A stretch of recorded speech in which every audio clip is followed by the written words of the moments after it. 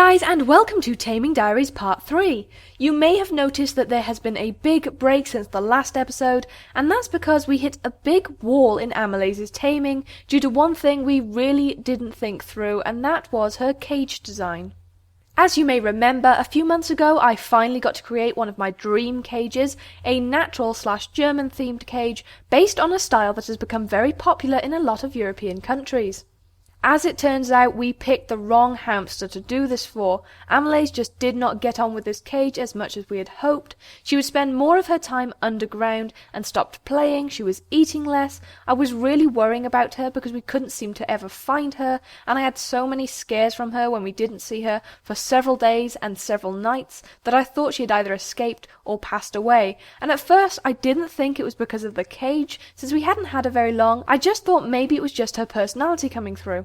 Then we changed up the beach extension for a different, more enclosed extension and swapped up the sand for some Carefresh that I'd had shipped over just to try it out, and the change in Amylase's behaviour was very dramatic. She moved into her extension cage, stopped using the natural style cage altogether. She never seemed to go in there. She started eating more, started playing more. We saw her every single day. So having realised that the natural themed cage was just not something that went with her personality for whatever reason, we made the decision to move her into the lac cage, and she's been in there for just over a week, and as you can see, taming has quickly got back on track.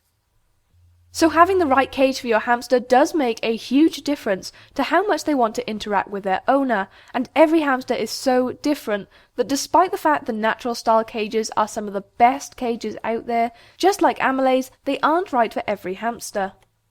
Because of the huge gap we've had in taming her, I decided to use a different taming method to continue with, and I'm currently using the playpen taming method, also called the bathtub taming method. This is a slightly longer taming method, and it's usually used for roborovskis or for hamsters who are particularly difficult to tame. All it involves is sitting with your hamster in a small enclosed area and allowing them to come to you, climb on you, get used to your presence, smell, etc., and it's a very effective method.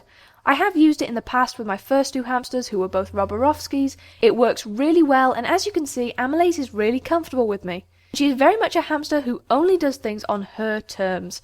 She reminds me a lot of my past hamster Pippi in her personality, so I kind of know that she's going to be more difficult to get fully tame, not because she's scared or skittish, simply because she is very bossy, very boisterous, and she thinks she's in charge of everything. It is a difficult personality to work with for some people, but these kind of sassy hamsters give a lot of love to their owners, as long as you persevere with them and are patient. They aren't super trusting of just anyone. For example, Amylase doesn't act the same way around Dan as she does with me, but the positive side of that is that if you do gain their trust and tame them well, they make amazing companion hamsters. So now we're just going to keep up with the playpen taming method once a day for the next few weeks, and in March I will update you all on how it's going with episode 4. I think given what we've learned from her personality, this will be the right taming method for her, and we should see some improvements quite soon. So thank you for watching this video, guys. If you're enjoying the series, don't forget to leave a thumbs up to let us know, and of course hit the subscribe button if you haven't already.